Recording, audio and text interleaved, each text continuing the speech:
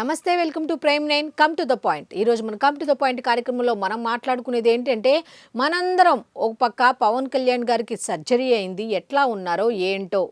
వాళ్ళైతే బాగానే ఉన్నారు, ప్రాబ్లం ఏం లేదు. సర్జరీ అయితే సక్సెస్ అయింది, బాగానే ఉంది, పెద్ద సమస్య ఏం కాదు, మంచిగా ఆరోగ్యంగా ఉన్నారు. మీరు కూడా ఆందోళన చెందొద్దు అన్నట్టుగా చెప్పుకుంటూ వచ్చారు కుటుంబ సభ్యులు. ఓకే, అక్కడ వరకు ఓకే.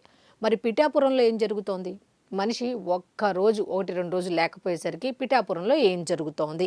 ఇప్పుడు ఎక్కడ ఏ డిస్కషన్ కన్నా ఇప్పుడు పిఠాపురంలో ఏం జరుగుతోంది అనే దాని మీదే డిస్కషన్ బాగా పెరిగింది. మరి అసలు పిఠాపురంలో ఏం జరిగింది అనే దాని మీద ఈరోజు మాట్లాడుకుందాం.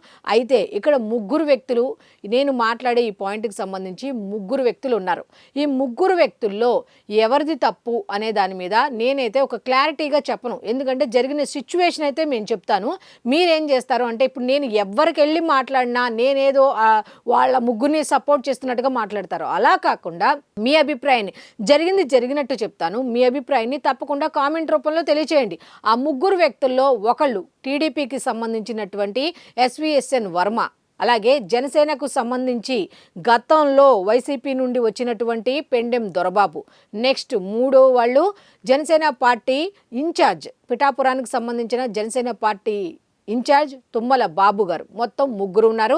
ఈ ముగ్గురికి సంబంధించి ఏం జరిగింది అనే దాని మీద కంప్లీట్గా మాట్లాడుకుందాం. అయితే మీ అభిప్రాయాన్ని కామెంట్ రూపంలో ఎలా తెలియజేస్తారు అంటే, ఎవరిది తప్పు అనే దాని మీద మీకు ఏ అభిప్రాయం, పలానా వ్యక్తిది తప్పు అనుకోండి, వాళ్ళది తప్పు అనేటట్టుగా మీరైతే మీ అభిప్రాయాన్ని వ్యక్తం చేయండి. ఇక కమ్ టు ద పాయింట్ కార్యక్రమంలోకి వెళ్ళిపోదాం. అయితే పిఠాపురంలో నిన్న ఒక ప్రభుత్వానికి సంబంధించి ప్రభుత్వ కార్యక్రమం అయితే ఒకటి జరిగింది. ఆ కార్యక్రమంలో ముఖ్యమంత్రి నారా చంద్రబాబు నాయుడు గారి ఫోటో లేదట. మరి ఫోటో లేకపోయేసరికి టీడీపీ పార్టీకి చెందినటువంటి అక్కడ ఉన్నటువంటి వర్మ గారైతే క్వశ్చన్ చేశారంట ఎవరిని, జనసేన నాయకుల్ని, అక్కడ ఉన్న అధికారుల్ని. అసలు ఇది ప్రభుత్వ కార్యక్రమం, ముఖ్యమంత్రి నారా చంద్రబాబు నాయుడు గారికి సంబంధించిన ఫోటో లేకపోవటం అనేది ప్రోటోకాల్ ఉల్లంఘన. మరి మీరు ఎందుకు పెట్టలేదు? ఇలాంటి చర్యలు ఎలా చేస్తారు? ముఖ్యమంత్రి నారా చంద్రబాబు నాయుడు గారికి ఈ విధంగా అవమానం జరిగితే మాత్రం మేము సహించే ప్రసక్తే ఉండదు. మేము పవన్ కళ్యాణ్ గారికి సంబంధించి పోటీకి సంబంధించి మేము చాలా కష్టపడ్డాము. అలాంటిది తెలుగుదేశం పార్టీకి సంబంధించిన వాళ్ళకి సంబంధించి సాక్షాత్తు ముఖ్యమంత్రి నారా చంద్రబాబు నాయుడు గారికే అవమానం కనుక జరిగితే మేమైతే ఊరుకోము, ఊరుకునే ప్రసక్తి లేదు అంటూ ఈయనైతే వర్మ గారు మాట్లాడటం జరిగింది. అయితే ఈలోపు అధికారులు వచ్చి, అవును ఇది ప్రభుత్వ కార్యక్రమం, ఆయన ఫోటో పెట్టాల్సింది, అసలు ఎక్కడ తప్పిదం జరిగింది ఏంటి అనే దాని మీద ఒకసారి మేము కూడా రివ్యూ చేసుకుంటామని చెప్పి మాట్లాడడం జరిగింది. జనసేన వాళ్ళు కూడా రావడం జరిగింది, క్షమాపణలు చెప్పడం జరిగింది. వాళ్ళు అక్కడ ఒకరికొకరు డిస్కస్ చేసుకుంటున్నారు. అక్కడితో అయిపోయేది ఆ కార్యక్రమం. ఆ డిస్కషన్ కార్యక్రమం కాదు కానీ ఆ డిస్కషన్ అక్కడితో అయిపోయేది. ఆ కార్యక్రమం కూడా మంచిగా అక్కడ నుంచి సక్సెస్గా కంప్లీట్ అయిపోయేది. అయితే ఈ మధ్యలో అక్కడికి వచ్చారు మాజీ వైసీపీ అనుకోవచ్చు, ఎక్కువ శాతం మాజీ వైసీపీ నేత, మాజీ ఎమ్మెల్యే అయినటువంటి పెండెం దొరబాబు. ఆయన జనసేన పార్టీలోకి ఎలక్షన్స్ అయిన తర్వాత, కూటమి గెలిచిన తర్వాత వచ్చి జాయిన్ అయ్యారు అన్న విషయం అందరికీ తెలిసిందే. అయితే వైసీపీలో ఉన్నటువంటి భావజాలాన్నే ఇప్పుడు ఎంత జనసేనలోకి వచ్చినా కూడా ఆయన మర్చిపోలేకపోతున్నారా అంటే ఎస్ అనే చెప్పొచ్చు ఈ సంఘటన చూసి. ఎందుకు అంటే అక్కడ ఇటు జనసేనకు సంబంధించి తుమ్మల బాబు కానీ, లేకపోతే వర్మ కానీ, టీడీపీకి సంబంధించిన వర్మ కానీ ఇద్దరు మాటలతో డిస్కస్ చేసుకుంటున్నారు.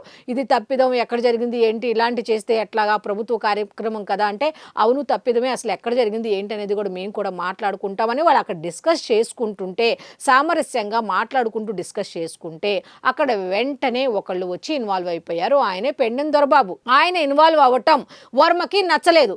వెంటనే వర్మ ఏమన్నారు అంటే, దత్తత తీసుకున్న వాళ్ళు కూడా ఎలా వస్తారు ఈ మధ్యలోకి? మేము ఒకటి, జనసేన, టీడీపీ, బీజేపీ అనేది ఒక కుటుంబం, మేము మాట్లాడుకుంటాం. దత్తత తీసుకున్న వాళ్ళు మధ్యలోకి వచ్చి ఎలా మాట్లాడతారు అనే పదాన్ని వాడారు.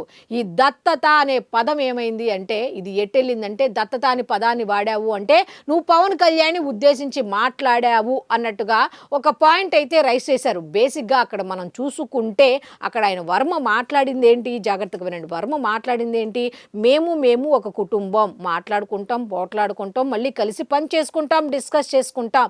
కానీ బయట పార్టీ నుంచి వచ్చిన వాళ్ళు ఇన్వాల్వ్ ఎందుకు అవుతున్నారు, మీరు ఇన్వాల్వ్ అవ్వాల్సిన అవసరం ఏంటి అన్నట్టుగా పెండెం దొరబాబును ఉద్దేశించి అన్నారు. అక్కడ క్లారిటీగా తెలుస్తోంది, పెండెం దొరబాబును ఉద్దేశించి మాత్రమే ఆ మాట అన్నారు. కానీ ఆ మాట అనటంతో దురుసుగా ఆయన వర్మ గారి మీదకి వెళ్ళారు పెండెం దొరబాబు. అయితే బేసిక్గా చెప్పాలంటే ఇక్కడ జరుగుతోంది ఏమిటి, అసలు అంత దురుసుతనం పనికి వస్తుందా, జనసేనకు సంబంధించి అంత దురుసుతనం పనికి వస్తుందా అనేది ఇటు టీడీపీ వాళ్ళ, జనసేన వాళ్ళ, వీళ్ళందరూ ఒకసారి మనం మాట్లాడుకుంటే ఇక్కడ అర్థమయ్యేది ఏంటి అంటే జనసేన భావజాలానికి అలాంటి దురుసుతనం పనికి రాదు అని చాలా మంది చెప్తున్నారు. ఏంటంటే ఆయన ప్రతిసారి చెప్తున్నారు కూర్చొని మాట్లాడుకోవాలి, చిన్న చిన్న పొరపాట్లు జరిగినప్పుడు కూర్చొని మాట్లాడుకోవాలని పవన్ కళ్యాణ్ గారు చాలాసార్లు చెప్పారు. ఒక కుటుంబంలోనే గొడవలు వస్తాయి, అలాంటిది వేరు వేరు పార్టీలు, వేరు వేరు భావజాలాలు రకరకాలుగా ఉంటాయి. డిఫరెంట్ పర్సన్స్ కాబట్టి మైండ్ సెట్ డిఫరెంట్గా ఉంటుంది కాబట్టి ఒక్కొక్కసారి తేడా రావచ్చు. అలాంటి తేడా వచ్చినప్పుడు ఇద్దరు కూర్చొని మాట్లాడుకోవాల్సిన అవసరం ఉందని చాలా సందర్భాల్లో చెప్పారు.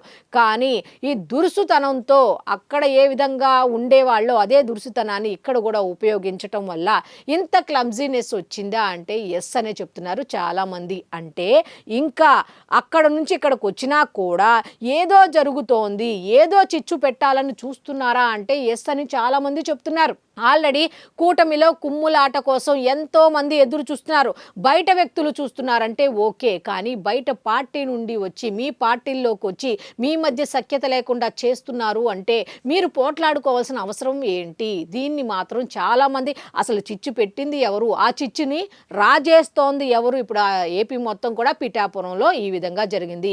వర్మ జనసేన నాయకుల మీద తిరగబడ్డాడు, ఇష్టం వచ్చినట్టు మాట్లాడారు. ఈలోపు జనసేన నాయకులకు కోపం వచ్చింది, వాళ్ళు తిరగబడ్డారు, ఈ విధంగా కొట్టుకుంటున్నారు, వాళ్ళలో సామరస్యం లేదు, సఖ్యత లేదు, అధినాయకులకు ఉన్న సామరస్యం కింద ఉన్నటువంటి నేతలకు లేదు అనే దాని మీద ఓ పెద్ద డిస్కషన్ జరుగుతుంది. కానీ అక్కడ అసలైన పాయింట్ని ఎవరు గ్రహించలేకపోతున్నారు. అదేమిటి అంటే చిచ్చు పెట్టింది ఎవరు? బయట నుంచి వచ్చిన వ్యక్తులు చిచ్చు పెడుతున్నారు.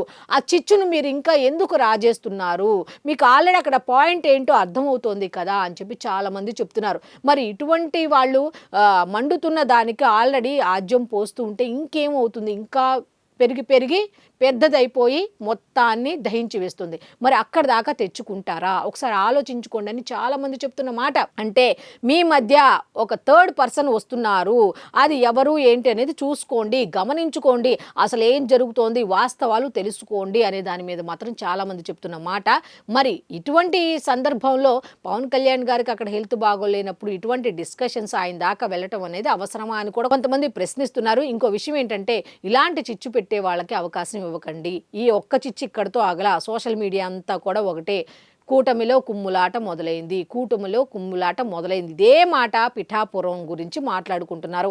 పిఠాపురాన్ని మోడల్ సిటీగా చేయాలి, ఎందులో అన్ని రకాలుగా సదుపాయాలు కల్పించడంలో అనుకున్నారు. కానీ రాజకీయాల్లో పిఠాపురంలో సఖ్యత లేదు అనే విషయాన్ని హైలైట్ చేయడానికి మీ వంతుగా మీ పాత్ర పోషిస్తున్నారు వేరే వ్యక్తులు పెడుతున్న చిచ్చుల వల్ల. కాబట్టి అది గమనించుకొని ముందుకు వెళ్తే బాగుంటుందని ఈ సందర్భంగా చాలామంది పెద్దలు చెప్తున్న మాట. సో చూశారు కాబట్టి మీ అభిప్రాయాన్ని కామెంట్ రూపంలో తప్పకుండా తెలియచేయండి. ఎందుకంటే ఎవరిది తప్పు? తుమ్మల బాబుది తప్ప, లేకపోతే ఆ ఫోటో వేయించుకుపోవడం, లేకపోతే మాట్లాడుకోవడం తుమ్మల బాబుది తప్ప, లేకపోతే పెండెం దొరబాబుది తప్ప, లేకపోతే ఇదంతా కాదు వర్మది తప్ప, ఎవరిది తప్ప అనే దాని మీద మీ అభిప్రాయాన్ని తప్పకుండా కామెంట్ రూపంలో తెలియచేయండి. సో ఇది ఈనాటి కమ్ టు ద పాయింట్ కార్యక్రమం. మళ్ళీ రేపటి కమ్ టు ద పాయింట్ కార్యక్రమంలో కలుసుకుందాం. అంతవరకు సెలవు, నమస్కారం.